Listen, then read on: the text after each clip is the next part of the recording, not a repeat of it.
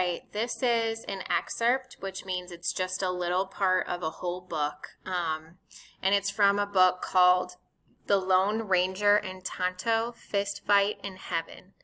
It's from the chapter called A Drug Called Tradition, and this was written by Sherman Alexie in 1993. "Hey," he said, "you two want to hear a story?"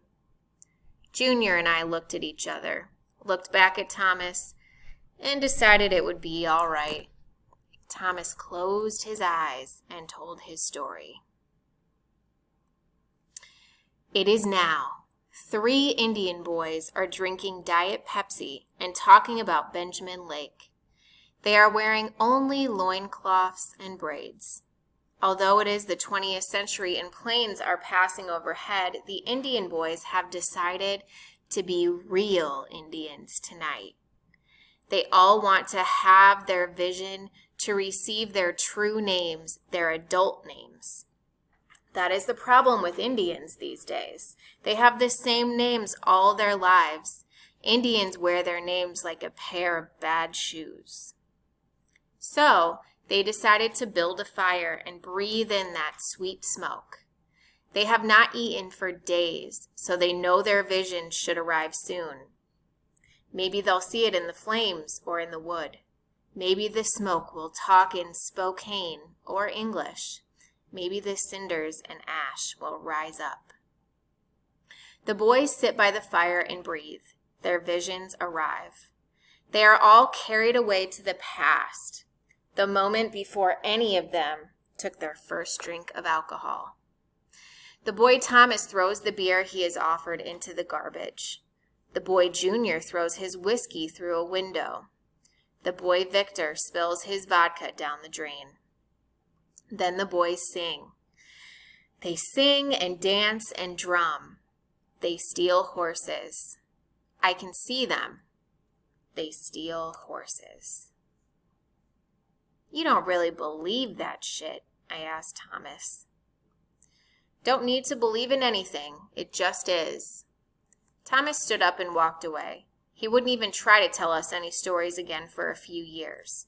We had never been very good to him, even as boys, but he had always been kind to us. When he stopped even looking at me, I was hurt. How do you explain that? Before he left for good, though, I turned back to Junior and me and yelled at us.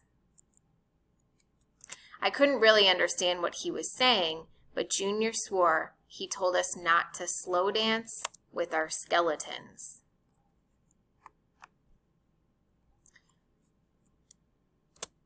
"What the hell does that mean?" I asked. "I don't know," Junior said. "There are things you should learn. Your past is a skeleton, walking one step behind you, and your future is a skeleton, walking one step in front of you. Maybe you don't wear a watch, but your skeletons do, and they always know what time it is. Now these skeletons are made of memories, dreams, and voices, and they can trap you in the in-between, between touching and becoming.